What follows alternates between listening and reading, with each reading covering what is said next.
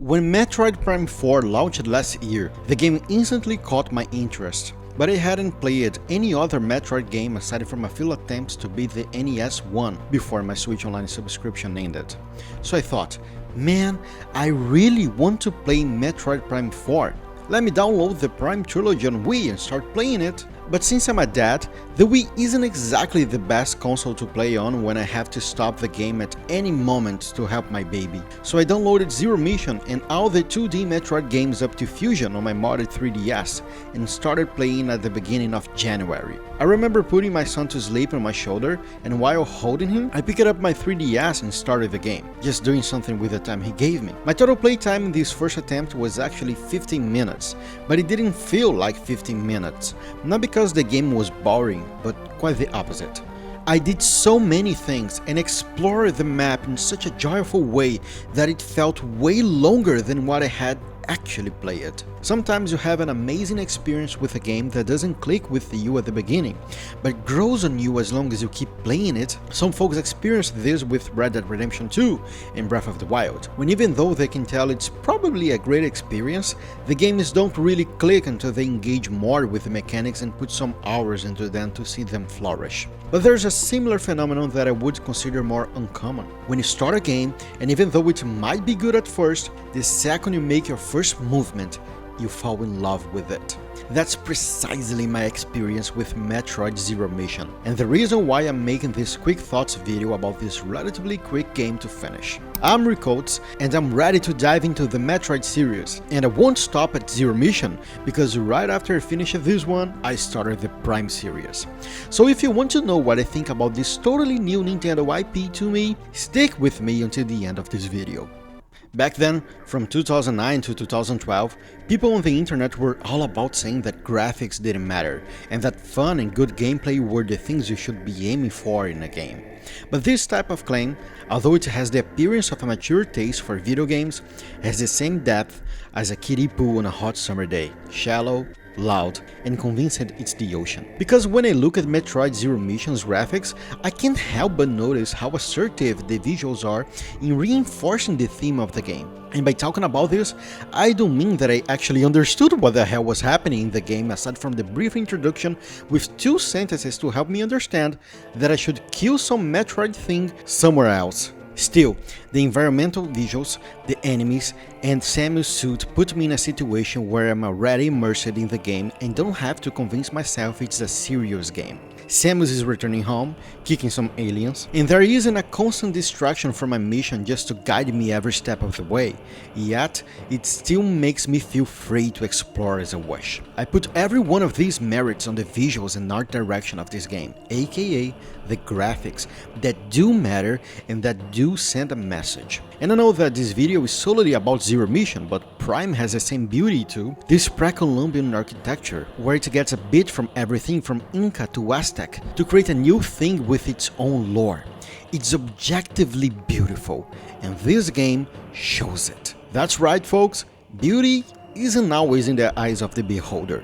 There's objectiveness in beauty, like Gothic architecture, which is 100% better than modern architecture, unless you are Steve from Minecraft. Then certain beauties appeal a lot more to you, and that's fine. Props to Nintendo of America, because Nintendo Japan wanted a cuter style to match with NES graphics, but America thought this would absolutely destroy the game's sales.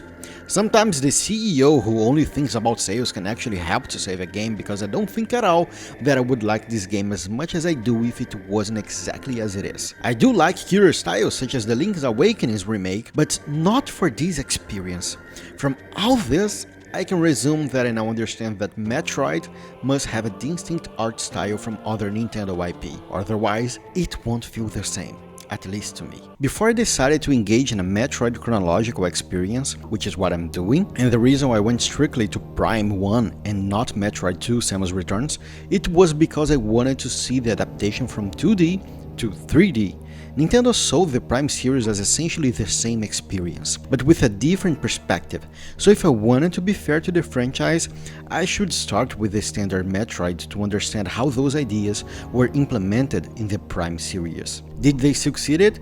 wait for my next video, because what really matters here is how great the gameplay in this one is. And one thing I know for sure, Metroid reminded me of how much I love the Metroidvania genre when it's well made. When we talk about Metroidvania, we might think about Hollow Knight and Silksong, games that I don't have much to say about since I haven't played them enough for them to click with me, falling into one of those categories I mentioned earlier in the video.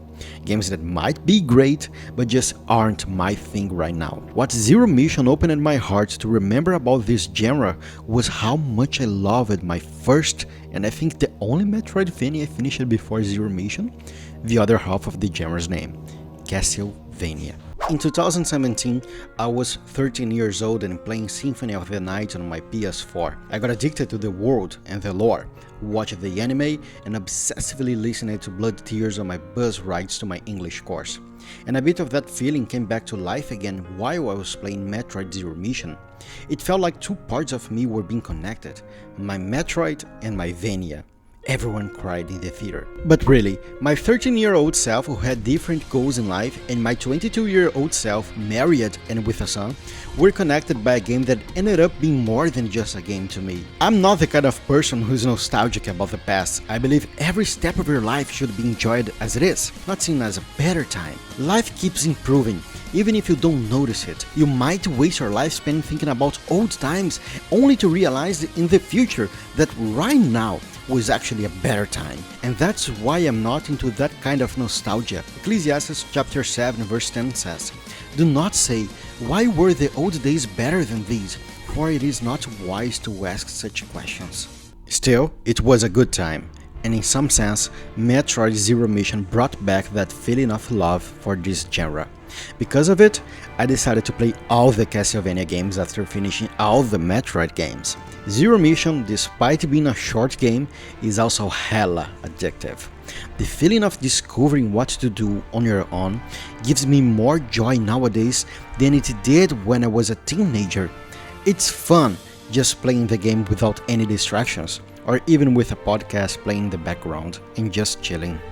They did a really good job maintaining a pocket experience with this game, since almost every time I had to stop playing, I could just go to the nearest save room and put the 3DS in standby. I can see why some hardcore fans wouldn't like the addition of having so many save rooms almost everywhere, but to keep it portable, it was a wise decision.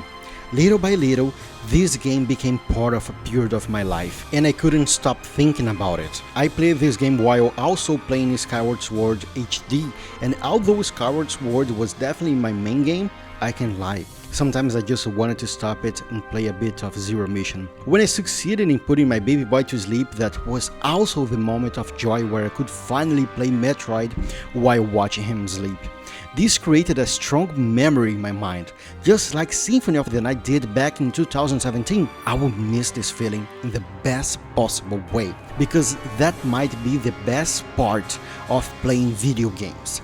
They aren't objective experiences, they are essentially subjective, not in terms of their quality, but in terms of how they impact you. This year, I decided to slow down a bit and build a deeper bond with the games I play. And Metroid Zero Mission was just the starting point of an absolutely great memory I'm creating. Life is also about making memories. Without them, you can't really say you lived anything.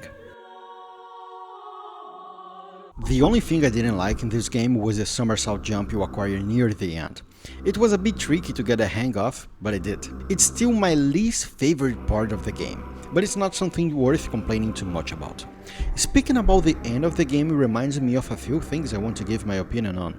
The first one is the whole Zero Suit Samus set piece. Later on, I found out that this wasn't in the original game, it was added in the GBA remake.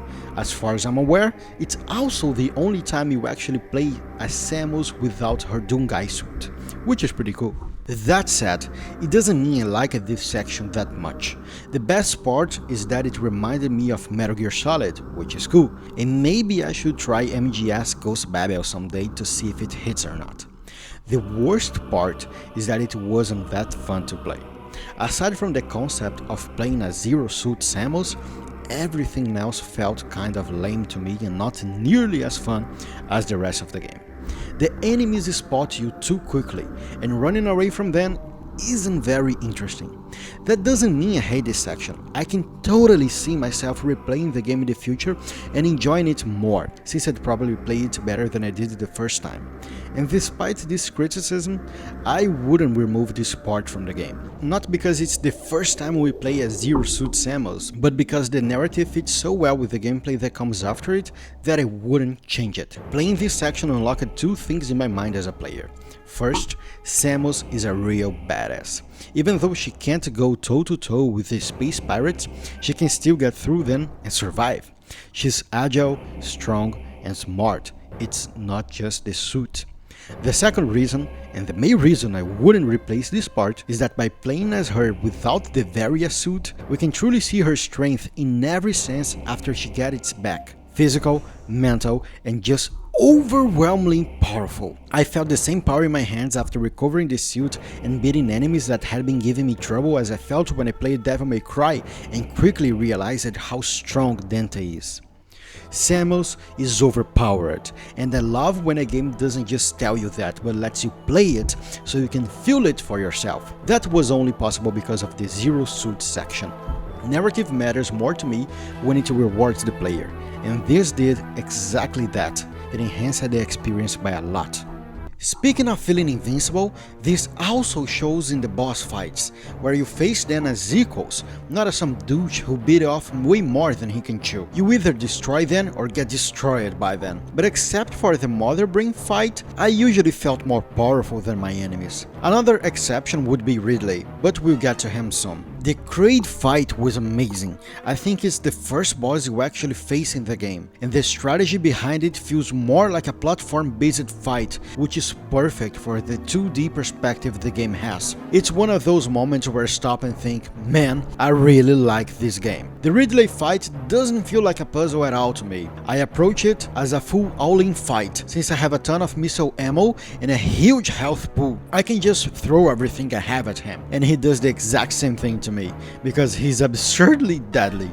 At the time, I had no idea this guy was even intelligent, so imagine my surprise when I later discovered he's actually a big deal in Metroid lore. I'll get there soon, I promise. Another fight to remember as a remarkable experience is the Mother Brain fight. It's an awesome and very unique encounter since you're not really fighting an enemy, but what the enemy uses to fight you. To me, it's the second hardest fight in the game, losing only to Ridley, and if you're not careful enough, it can easily be the hardest boss here. I also have to mention the giant centipede in the caverns, a hella cool boss. I love this kind of design where you fight the boss throughout the game and only defeat it at the end of the story. It makes me feel like I actually progressed with my character, and also like I'm not alone, since this thing can show up at any time just to mess things up. The last one, I know it gets criticized, but it ended up being one of my favorites. Mecha Ridley is simple and impactful, and it's not meant to be the actual ending, but part of a larger ending that's split into 3 sections. The encounter on the space pirate ship after recover Samus' suit, the fight itself, and the escape sequence, where those 2 pirate dudes are actually tougher than the final boss.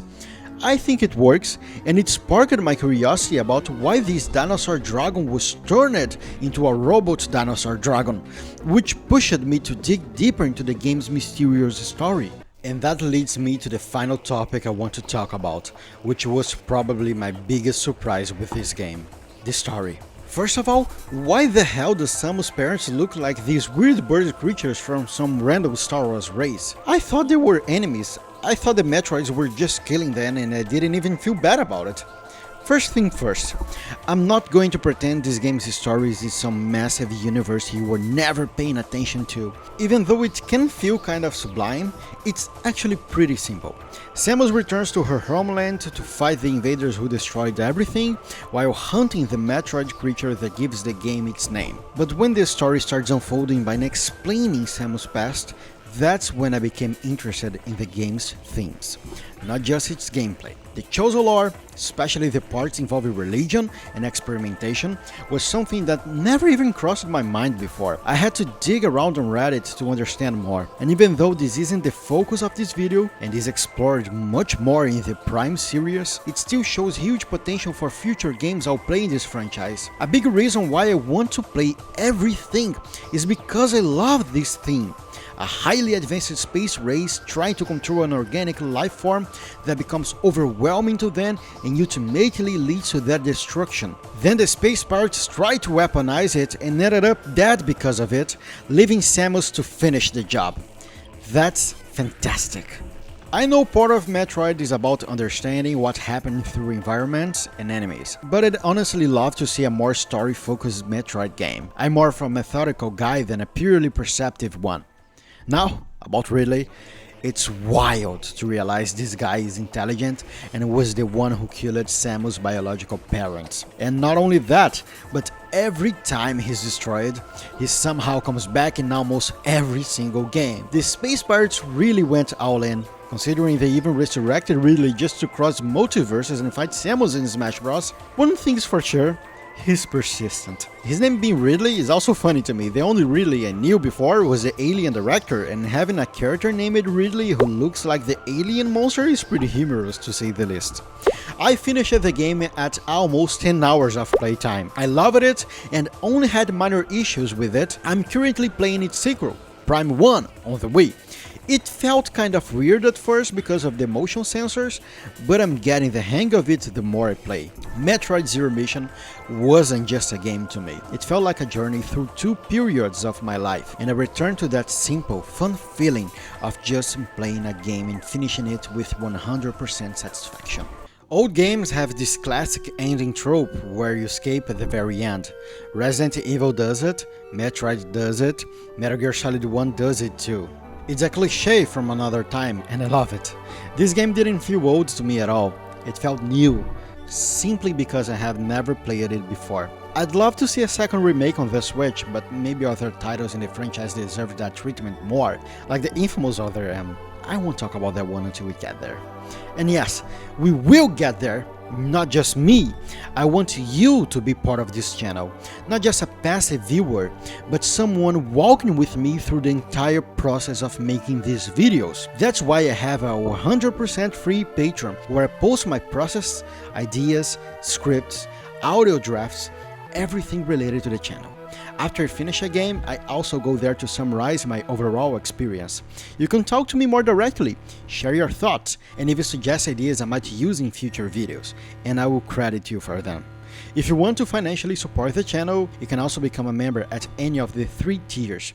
Do whatever feels right if you like what I do. The link is in the description. And if you enjoy this more personal, reflective talk about my experience, you'll probably love my Mario Wonder video, where I explain how that game fixed Mario for me after playing several entries and feeling like they were all the same. I go even deeper there, using developer comments to support my points, turning it into a more of an essay style video. Subscribe, leave a like, share your critiques in the comments so I can be a better video maker, and thank you. I will see you in the next video. God bless you.